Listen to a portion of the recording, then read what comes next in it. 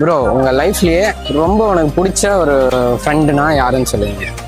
என் லைஃப்லையா? என் லைஃப்ல வந்து என் ஃப்ரெண்டு பேர் வந்து மூர்த்தி. ஓகே. என்கிட்ட இருப்பான். எந்த சண்டை வந்தாலும் என் பக்கத்துல இருப்பான். எந்த பிரச்சனைனாலும் எந்த பிரச்சனை வந்தாலும் சார் யாரும் அடிச்சாலும் என் மேல் தப்பு இல்லைன்னா வந்து கேட்பான்.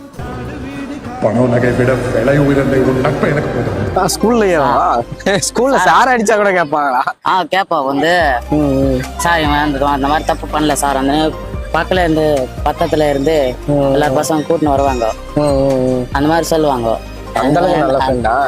தோல் அந்த எந்த படத்துல வர மாதிரி தோல் கொடுப்பான் தோழன்ற மாதிரி எதனா பிரச்சனைனா கூட வந்து நிக்கிற அளவுக்கு நல்ல ஃப்ரெண்ட்ஷிப். நல்ல ஃப்ரெண்டு.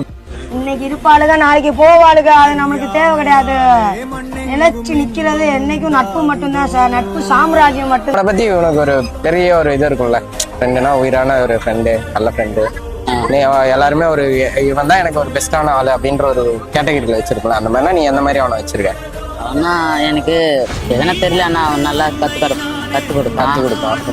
ஏன்னா தப்பு பண்ணா கேட்பான், நேர்மையா இருப்பான், கரெக்டா இருக்கணும் அப்படின்ட்டு.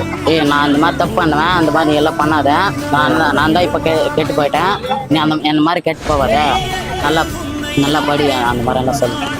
நீ நல்ல ஃப்ரெண்டு பானா, இந்த வழியெல்லாம் போயிட்டேன்பா, இதெல்லாம் வேணாம், நான் அனுபவிச்சிட்டேன், நீ அதெல்லாம் பண்ணாத அப்படின்னு கரெக்டா கைட் பண்ணுவான். இந்த மாதிரி உங்களுக்கு யாருன்னா நல்ல ஃப்ரெண்ட் இருந்தா அவங்களாம் இதை டேக் பண்ணி விடுங்க.